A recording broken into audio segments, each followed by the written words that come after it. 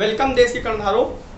Today we are going to study Bio-Savart law. In the last lecture, I have taught you the concept of magnetic field. Today we are going to study how to calculate magnetic field due to a current carrying conductor. Now, what is Bio-Savart law? Here T is silent. Clear? We should understand what is Bio-Savart law. चलिए start करते हैं. Suppose कर रहे हैं एक long current carrying conductor है like this. Clear? Now what will suppose there is a small element, small part, small segment. Clear? DL.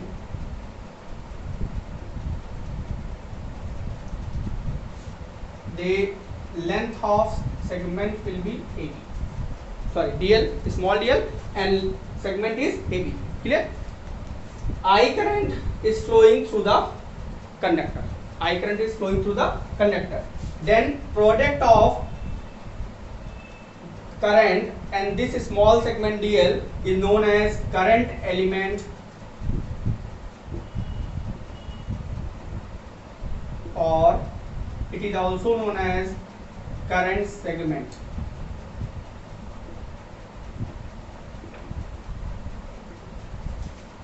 Last lecture में हम लोगों ने मैग्नेटिक फील्ड के कॉन्सेप्ट को समझा था. करंट कैरिंग कंडक्टर जो है मैग्नेटिक फील्ड प्रोड्यूस करता है.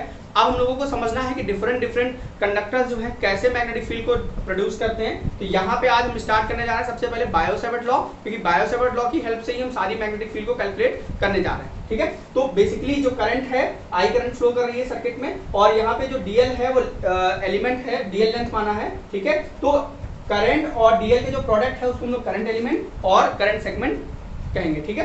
Now what will be the magnitude of magnetic field at point P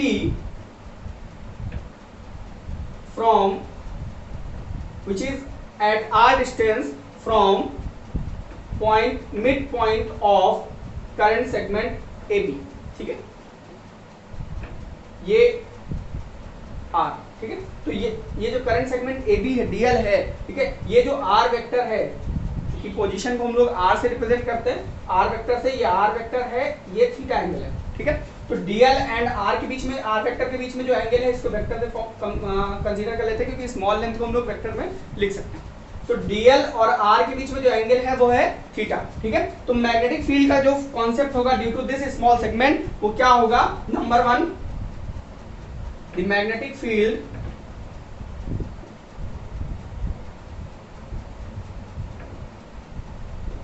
due to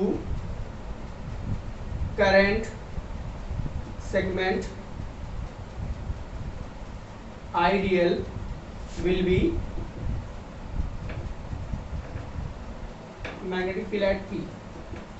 Magnetic field at P due to current segment ideal will be क्या होगा? ठीक है? तो जो नंबर 1 मैग्नेटिक फील्ड dB, ये suppose कर रहे हैं कि करंट एलिमेंट जो है वो dB मैग्नेटिक फील्ड को प्रोड्यूस कर रहा है. ठीक है? तो इसका जो मैग्नीट्यूड होगा वो प्रोपोर्शनल होगा number 1 this current segment. The magnetic field produced due to this element will be directly proportional to the product of current and small element और स्मॉल लेंथ DL. ठीक है? ये नंबर 1 हो गया. And second will be the magnetic field will be inversely proportional to the magnitude of magnetic field will be inversely proportional to the square of the distance of point P from the current element. ठीक है? तो उसके proportional हो गया. ये second हो गई. Third one क्या होगा? the magnetic field produced at point P will be directly proportional to the sine of angle made by, ध्यान सुनिएगा, sine of angle made by R vector with the current element DL. ठीक है? तो ये dP is proportional to the sin theta. ये हो गई equation 3. ठीक है? 3 चीजों पे मैग्नेटिक फील्ड डिपेंड कर रही है. आइडियल, ठीक है, R पर और sin थीटा पर. ठीक है? तो तीनों को कंबाइन करिए from 1 2 and 3. What will we get? dB is proportional to the ideal sin theta upon r square. This is equation 4. देखिए आपको पता है जब भी ये प्रोपोर्शनलिटी साइन हटेंगे यहाँ पे एक कांस्टेंट देके जाएंगे और वो कांस्टेंट क्या होगा, यहाँ पर उस कांस्टेंट को हम लोग कहेंगे dv mod is equal to v naught upon 4 pi I dl sine theta upon r square. This is the magnetic field due to small current element at point P. ठीक है, ये बायो-सैवर्ट लॉ है आपका. अब यहां से और भी रिजल्ट हम लोगों को मिलने हैं. इसको वेक्टर फॉर्म में अगर लिखते हैं, वेक्टर फॉर्म, तो dv वेक्टर यहां से मॉड हटा देंगे, सिर्फ म्यू नॉट अपॉन 4 पाई. अभी म्यू नॉट की बात हम लोग बाद में करेंगे. आई चूंकि आपको पता है क्या है, I is a scalar quantity, so we will not take it in vector product. dl vector and position vector is defined as r cap. ठीक है, यहाँ पे पोजीशन वेक्टर r है, इसका यूनिट वेक्टर निकालेंगे तो r वेक्टर का unit vector क्या होगा, r कैप. ठीक है, the unit vector of r vector will be r cap upon में r square. This is vector form of Biot-Savart law. Now इसको और रिप्लेस कर सकते हैं. r कैप मतलब unit vector is defined as r vector divided by mod of r vector. Mod of r vector means magnitude of r. ठीक है, ये r, ये वैल्यू पुट करेंगे तो क्या मिलेगा, dv vector is equal to mu naught upon 4 pi I dl vector into r vector upon में r square और एक r और आ गया. ठीक है, what will be total value, mu naught upon 4 pi I dl vector r vector divided by r cube. This is your second, third form. ये वाली फॉर्म जो है बायो-सैवर्ट लॉ की बहुत ज्यादा यूज होने वाली है, वर्सेटाइल यूज है इसका. Now what is the next form, इससे निकालेंगे. इसको इक्वेशन 5 कंसीडर कर लेते हैं, इसको 6 एंड इसको 7. इसी से और भी फॉर्म हम लोग डिराइव करने जा रहे हैं. ठीक है, ये इरेज कर देता हूं.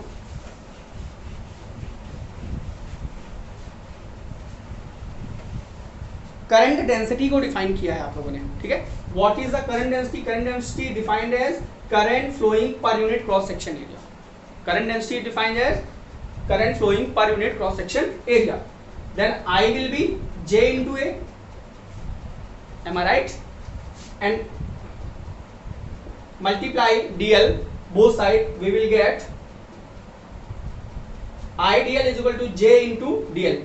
देखिए idl ऐसे ही रहेगा और इसको हम लोग लिख सकते हैं j d. Area into small length. ठीक है, तो क्या हो जाएगा, small volume. Cross section area, देखिए ये क्रॉस सेक्शन एरिया हो गया a और ये dl लेंथ हो गई, तो टोटल प्रोडक्ट करेंगे तो स्मॉल वॉल्यूम हो जाएगा ADL. ठीक है, अब ये इक्वेशन मिल गई हमको 8.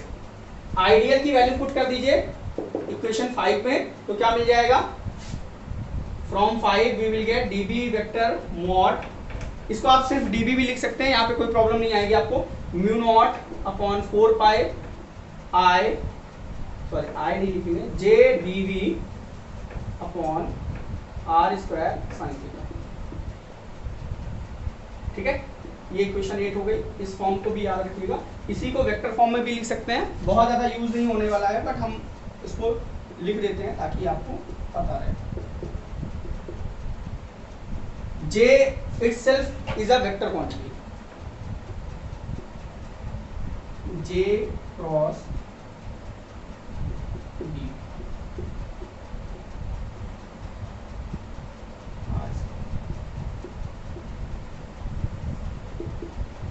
स्मॉल वॉल्यूम है इसलिए हमने इसको वेक्टर फॉर्म में लिख दिया. ठीक है, अब बात करते हैं, ये तो सारे फॉर्म थे एक ही के. अभी जो कांस्टेंट आया है इसको क्या हम लोग कह सकते हैं, इनके बारे में जरा समझते हैं. ठीक है, तो इतना सब देख लिया. चलिए देखते हैं इस म्यू नॉट को, जो है ये जो कांस्टेंट है म्यू नॉट, इसको हम लोग कहने जा रहे हैं permeability of free space. Mu naught is known as, वहां पे फर्स्ट चैप्टर में आपने साइलेंट नॉट पढ़ा था, वो क्या था, वो था परमिटिविटी ऑफ फ्री स्पेस. यहाँ पे म्यू नॉट जो है वो है permeability of free space means free space का है, वैक्यूम की बात हो रही है, ठीक है, और एयर में भी यही होता है, और एयर, ठीक है। इसके बारे में हम लोग नेक्स्ट चैप्टर में बहुत डिटेल में पढ़ने वाले हैं, इसका कॉन्सेप्ट क्या है, इसकी डेफिनेशन क्या होगी, ठीक है, इसके बारे में हम लोग नेक्स्ट चैप्टर में देखेंगे। फिलहाल और बात करते हैं इसके, यहाँ पे ये जो म्यू नॉट है इसकी वैल्यू जो होती है वो होती है 4 पाई इंटू 10⁻⁷। यहाँ पे यूनिट तो अभी निकाली नहीं हम लोगों ने, टेस्ला मीटर पर एम्पीयर, ठीक है। अभी यूनिट भी निकालेंगे हम लोग म्यू नॉट की, ये हो गया। नाउ इतना तो आपको देख के पता चल रहा होगा कि ये बहुत सारी सिंपल सी चीजें हैं, इसमें कोई प्रॉब्लम नहीं आने वाली है। म्यू नॉट और एप्सिलॉन नॉट में एक रिलेशन होता है, ठीक है, क्या होता है, C इज इक्वल टू होता है under root mu naught epsilon naught. अगर यहाँ से म्यू नॉट की वैल्यू निकाले हम लोग तो क्या मिलेगा, जरा देखिए, what will be the value of mu naught by using this formula, we will get C square is equal to 1 upon mu naught epsilon naught and mu naught is equal to 1 upon epsilon naught C square. Now you can write Biot-Savart law in terms of epsilon naught, how dB is equal to mu 1 upon 4 pi mu naught की जगह पे क्या लिखेंगे, 1 upon epsilon naught C square and I dl sin theta upon R square. ये थे different forms Biot-Savart law के। Mu naught जो है आपका परमेबिलिटी ऑफ फ्री स्पेस है, इसकी वैल्यू जो होती है 4 पाई इंटू 10⁻⁷ टेस्ला मीटर पर एम्पियर होती है। Now what is the dimensional formula of mu not, ठीक है, ये आपका टास्क रहेगा, dimensional formula of mu not आपको कैलकुलेट करना है खुद से, ठीक है। डायमेंशनल फॉर्मूला ऑफ बी आपको नहीं पता होगा तो बी का डायमेंशनल फॉर्मूला फिलहाल आप इस तरीके से कैलकुलेट कर सकते हैं, आई बी एल साइन थीटा। अभी इसको हम लोग बाद में टेकअप करेंगे, ऐसा नहीं है कि इसको स्किप कर दिया है। चैप्टर के स्टार्टिंग को स्टार्टिंग में मैंने हमने इसलिए नहीं लिया है क्योंकि अभी हमको बी को डिफाइन करना है। सबसे पहले बी के कॉन्सेप्ट को अच्छे से समझ लेना है ताकि अदर जो हैं डेरिवेशंस उनको अच्छे से समझ सकते हैं, ठीक है। तो बी का यहाँ से बी का डायमेंशन फॉर्मूला निकालेंगे तो एफ बाई आई एल निकालेंगे, ठीक है। एफ बाई एफ मतलब फोर्स है, आई करंट है, एल लेंथ है, ठीक है। उसके बाद ये वैल्यू यहाँ पुट करके आप यहाँ से इजी से आप यहाँ पे म्यू नॉट का डायमेंशन फॉर्मूला निकाल सकते हैं, ठीक है। चलिए आगे देखते हैं। ये थे different forms of Biot-Savart law. अब देखिए मैग्नेटिक फील्ड को कैलकुलेट तो कर लिया, अभी हम लोगों ने मैग्नेटिक फील्ड की डायरेक्शन को डिफाइन नहीं किया।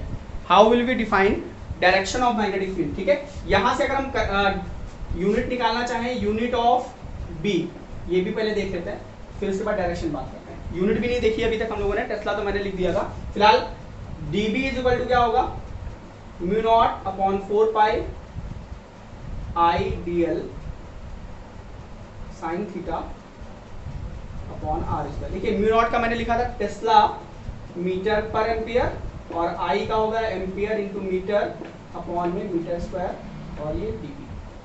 देखिए ये मीटर ये पूरा कैंसिल आउट हो गया, ए से ए कैंसिल आउट हो गया, मतलब जो बी का मैग्नेटिक बी की यूनिट है वो टेस्ला है, ठीक है। ये एमकेएस सिस्टम में है, unit of be in MKS system, ठीक है। और सीजीएस सिस्टम में इसकी यूनिट होती है Gauss. In CGS system its unit is Gauss, इसको भी कैपिटल जी से लिखते हैं, और 1 गॉस इज इक्वल टू होता है 10⁻⁻4 टेस्ला, ठीक है। अभी इसके बारे में और यूनिट्स हम लोग डिफाइन करेंगे जब हम लोग फोर्स को डिफाइन कर लेंगे, ठीक है। Now I think you all can understand what I am saying now. What will be the direction of magnetic field? Because magnetic field is a vector quantity, so we must know the direction of magnetic field. Now again I am writing formula of Biot-Savart law in vector form, I dl cross r cap upon r square. Now what will be the direction of magnetic field?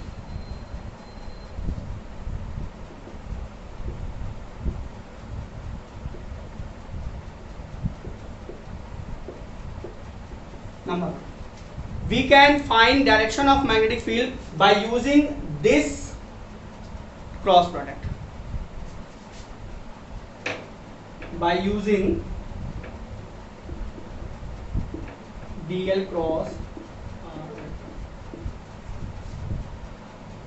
देखिए कैसे कर सकते हैं, DL cross DL vector and R cap जो है इसका जो cross product आएगा वो क्या होगा, दोनों हमेशा प्लेन के परपेंडिकुलर होंगे, ठीक है। तो अगर इसका प्लेन के इनसाइड है तब मैग्नेटिक फील्ड क्या होगी, इनसाइड, प्लेन के आउटसाइड होगा तो मैग्नेटिक फील्ड क्या होगी, आउटसाइड। इस तरीके से आप इसको निकाल सकते हैं। और इसका प्रोडक्ट आपको याद होगा क्लास 11th में आपने ए वेक्टर क्रॉस बी वेक्टर का प्रोडक्ट इसकी डायरेक्शन को निकाला था by using Maxwell's right hand screw law, याद है, by using Maxwell's right hand screw law.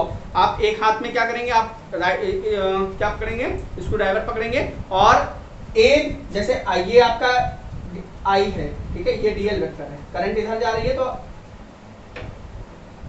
Current इधर जा रही है तो आइडियल की डायरेक्शन भी इधर ही होगी, ठीक है, ऊपर की तरफ। और आर वेक्टर आपका ये है तो एंगल क्या बन रहा है, ये आई से डीएल। तो अगर आप इसको देखेंगे तो इस तरफ मूव करा रहे हैं, इस तरफ, मतलब ये राइट हैंड में हमने इसको पकड़ा हुआ है तो ये अंदर की तरफ जा रहा है। कहाँ जा रहा है, अंदर की तरफ।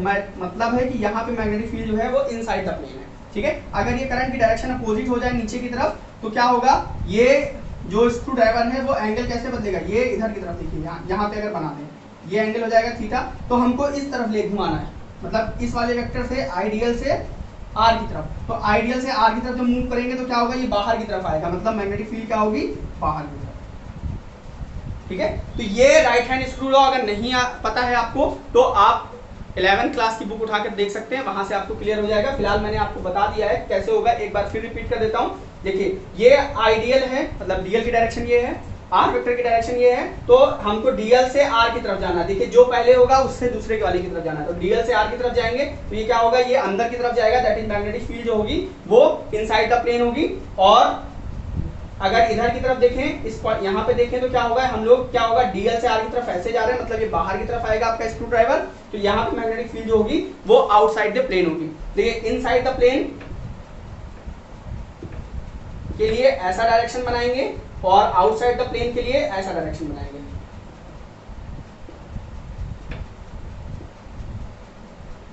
ठीक है, तो ये बेसिकली था डायरेक्शन। अभी और एक सबसे सिंपल सा रूल बताते हैं जिससे आपका सारा काम आसान हो जाए। देखिए ये आपका करंट एलिमेंट था बहुत बड़ा, ठीक है, ये करंट एलिमेंट था। अब इससे अगर मैग्नेटिक फील्ड निकालनी है, मान लीजिए पॉइंट पी पे, यहां पे suppose this is angle theta, तो सबसे सिंपल सा है, इसको बोलते हैं right hand palm rule number 2, right hand palm rule 2, ठीक है। 1 भी है वो फोर्स के लिए यूज होता है। बेसिकली अगर देखिए करंट इधर जा रही है यहाँ पे और करंट की डायरेक्शन हमने बना दी, हमको यहाँ पे मैग्नेटिक फील्ड निकालनी है, तो सबसे पहले क्या करना, राइट हैंड आपका ये है, ठीक है, ये आपका थंब है और ये जो 4 आपकी जो रिमेनिंग 4 फिंगर हैं उनको उस डायरेक्शन में रखेंगे जहां पे निकालना है, जैसे पी पे निकालना है, ये करंट, और थंब को अपने करंट की डायरेक्शन में रखेंगे। तो हाँ, ये जो आपका पाम है वो जिस तरफ फोर्स लगाएगा, ठीक है, पाम किस तरफ फोर्स लगा रहा है, plane inside the plane of paper, ठीक है, तो मैग्नेटिक फील्ड क्या हो जाएगी, इनसाइड द पेपर। और अगर हम लोग यहाँ पे देखें तो मैग्नेटिक फील्ड क्या होगी, आउटसाइड द पेपर। तो यहाँ इस तरफ देखेंगे तो magnetic field outside the paper. देखिए दोनों सेम चीजें देंगी, बट आपको ये याद रखना कि ये वाला रूल ज्यादा इजी है, इसलिए हर बार हम इसी को लगाने जा रहे हैं, ठीक है। तो ये था आपका बायो-सैवर्ट लॉ। अब एक छोटा सा कंपैरिजन हम चाहते हैं कर लेते हैं, वो है कूलम्ब्स लॉ, बायो-सैवर्ट लॉ में क्या कंपैरिजन होंगे, ठीक है। तो इसको इरेज कर देते हैं।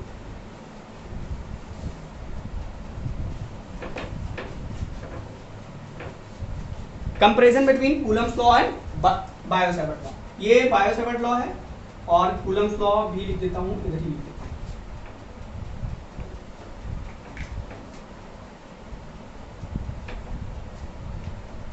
क्या था, मैग्नेटिक फील्ड की जगह इलेक्ट्रिक फील्ड बात कर लेते हैं, 1/4πε0 q/r², ठीक है। कूलम्ब्स लॉ से जो इलेक्ट्रिक फील्ड आया था फॉर्मूला यही आया था, इसलिए इसको हम कूलम्ब्स लॉ कंसीडर करके चल रहे हैं, बट ये कूलम्ब्स लॉ नहीं है। F = 1/4πε0 q1 q2/r² था, ठीक है। यहाँ पे मैग्नेटिक फोर्स की बात नहीं कर रहे हैं, मैग्नेटिक फील्ड की बात कर रहे हैं, इसलिए हमने इलेक्ट्रिक फील्ड को लिया है, ठीक है। अब देखिए बहुत ईजी कॉन्सेप्ट है, बोथ जो है, देखिए यहाँ पे मैग्नेटिक फील्ड जो है वो प्रोपोर्शनल की बायो-सावर्ट लॉ है, ये कंपैरिजन कर रहे हैं, ये बेसिकली सिमिलरिटीज हैं। और यहाँ पे क्या है, कूलम्ब्स लॉ। अभी पहले हम सिमिलरिटीज की बात करते हैं। These are similarities. dB जो है ये डिपेंड करता है करंट एलिमेंट पे, आइडियल पे, और ये जो है ये चार्ज पे डिपेंड करता है, ठीक है सही बात, ठीक है। और दूसरा, ये भी इनवर्स स्क्वायर लॉ को फॉलो करते हैं, ठीक है, ये भी इनवर्स स्क्वायर लॉ को फॉलो करता है, मतलब जिस पॉइंट पे निकालना है उसके स्क्वायर के प्रोपोर्शनल होता है। यहाँ पे भी यही चीज है, जो इलेक्ट्रिक फील्ड है वो देखिए डिस्टेंस के स्क्वायर के प्रोपोर्शनल है, मतलब ये inverse, both follows inverse square law, ठीक है। ये इंपॉर्टेंट पार्ट है, इसको ध्यान से समझिएगा, ठीक है। और भी देखते हैं,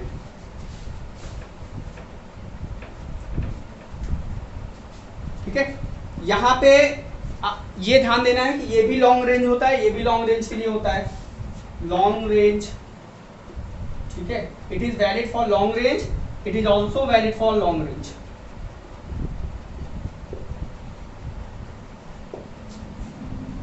नाउ यहाँ पे आपने पढ़ा था प्रिंसिपल ऑफ सुपरपोजिशन, ठीक है, ये भी फॉलो करते हैं और ये भी फॉलो करते हैं, both follows principle of superposition. मैं यहाँ पे लिख देता हूँ principle of superposition, follows principle of superposition.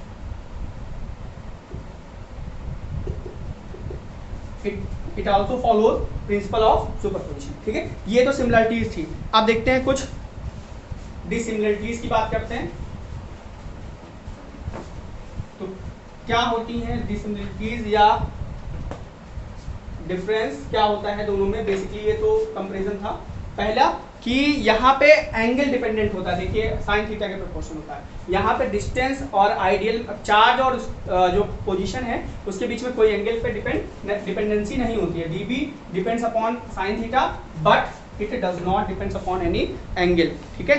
और यहाँ पे क्या होता है कि परपेंडिकुलर डायरेक्शन, अगर हम लोग जाएं वायर के डायरेक्शन में जाएंगे, ठीक है, तो जैसे ये करंट एलिमेंट है, चार्ज, ठीक है, इसके इसी डायरेक्शन में चले गए तो ये dl है और ये dl वेक्टर हो गया आपका, इसी डायरेक्शन में r हो गया, तो दोनों के एंगल कितना हो गया 0 डिग्री, और साइन 0 की वैल्यू क्या होती है 0, that is magnetic field at parallel direction will be 0, ठीक है।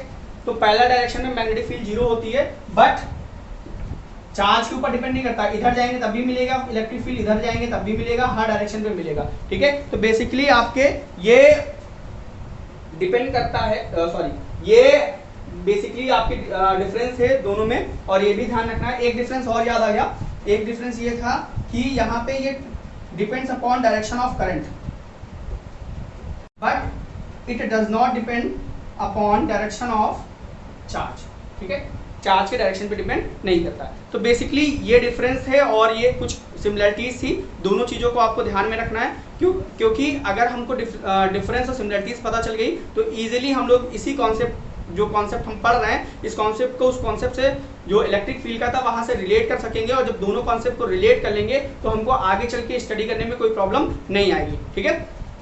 If you have any queries you can ask clear by using comment in the comment section, or you can ask by typing your email ID. We will respond soon. Thank you.